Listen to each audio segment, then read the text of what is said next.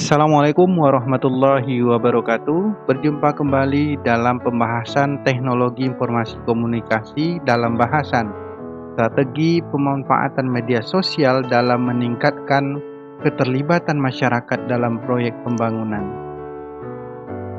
Dalam presentasi ini mengenai strategi pemanfaatan media sosial telah menjadi sarana yang efektif untuk menghubungkan dan menggerakkan masyarakat dalam proyek pembangunan. Mari kita telaah bersama strategi yang efektif dalam memanfaatkan media sosial. Pertama, peran media sosial. Media sosial memiliki peran vital dalam mengedukasi masyarakat tentang proyek pembangunan, menggalang dukungan, dan mengumpulkan masukan dari masyarakat. Melalui media sosial, informasi dapat tersebar dengan cepat dan luas dan menciptakan keterlibatan yang lebih baik. Analisis keterlibatan masyarakat menyatakan bahwa pemahaman mendalam tentang tingkat keterlibatan masyarakat di media sosial sangatlah penting. Analisis data dapat memberikan wawasan tentang representasi dan kebutuhan masyarakat, memungkinkan pengembangan strategi yang lebih terarah dan efektif. Kemudian strategi konten kreatif dalam menggunakan teknologi informasi dalam penyebaran media berita melalui media sosial.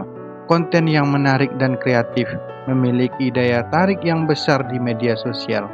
Dengan memanfaatkan berbagai format seperti video, infografis, dan cerita, proyek pembangunan dapat memperoleh perhatian dan dukungan yang lebih luas lagi.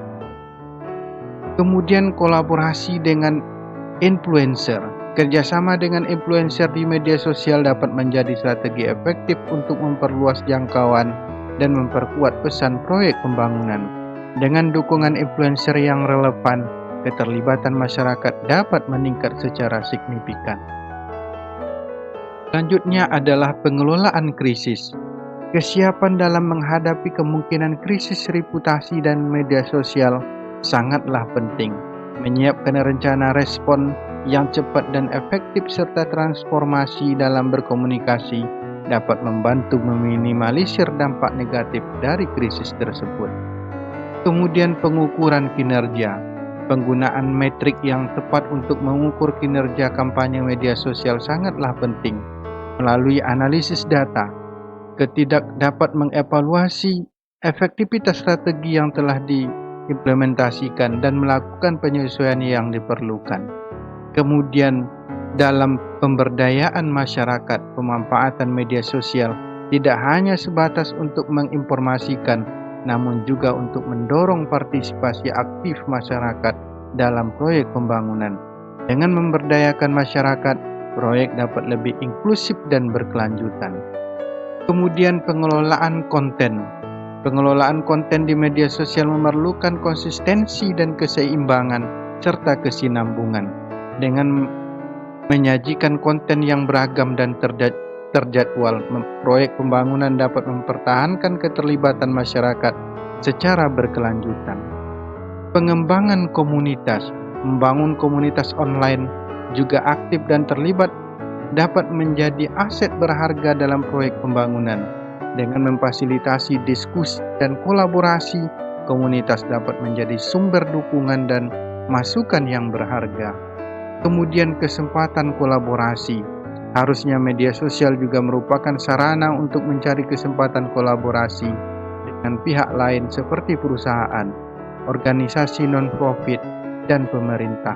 Kolaborasi dapat memperluas jangkauan proyek dan memperkuat keterlibatan masyarakat. Selanjutnya, evaluasi dampak sosial. Melakukan evaluasi dampak sosial dari pemanfaatan media sosial dalam proyek pembangunan sangatlah penting. Dengan mengevaluasi dampak positif dan negatif, kita dapat memperbaiki strategi untuk mencapai tujuan proyek secara lebih efektif. Kemudian penghargaan dan apresiasi.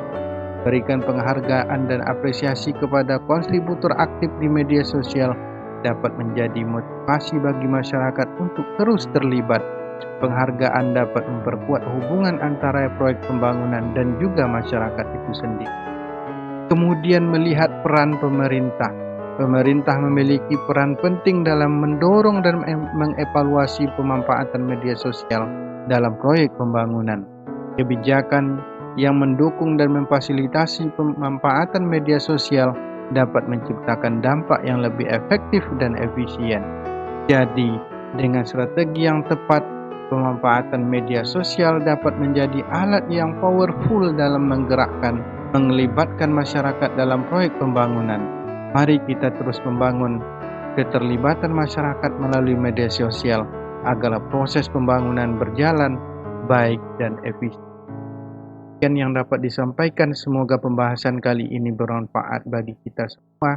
Wassalamualaikum warahmatullahi wabarakatuh.